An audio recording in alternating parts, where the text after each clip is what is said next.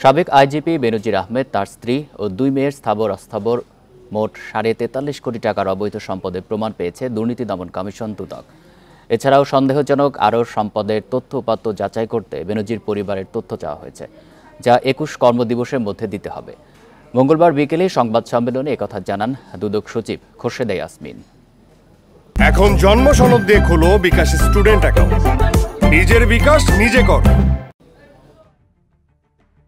বেনজির আহমেদ ও তার পরিবারের বিরুদ্ধে জ্ঞাত আয় বহির্ভূত সম্পদ অর্জনের প্রমাণ পাওয়া গেছে।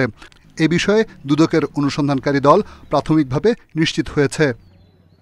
প্রাপ্ত তথ্য ও নথিপত্র পর্যালোচনায় দেখা যায়, বেনজির আহমেদের নামে 9 কোটি 25 লাখ ও স্ত্রী জেসমিন মির্জার নামে 21 কোটি 34 লক্ষ ছাড়াও তার বড় মেয়ে ফারহিন রিশতা বিনতে বেনজিরের নামে 8 কোটি 10 লাখ, মেজো মেয়ে তাহসিন রাইসা বিনতে বেনজিরের নামে 4 কোটি 75 লক্ষ টাকার অবৈধ সম্পদ রয়েছে।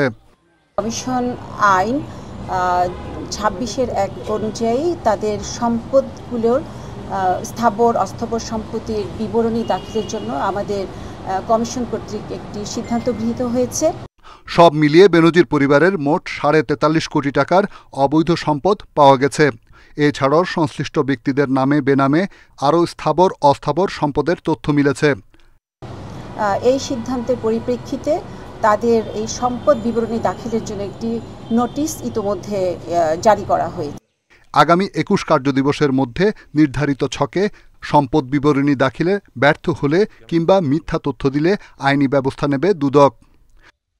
রিশাদ হুদা, ইন্ডিপেন্ডেন্ট নিউজ, ঢাকা।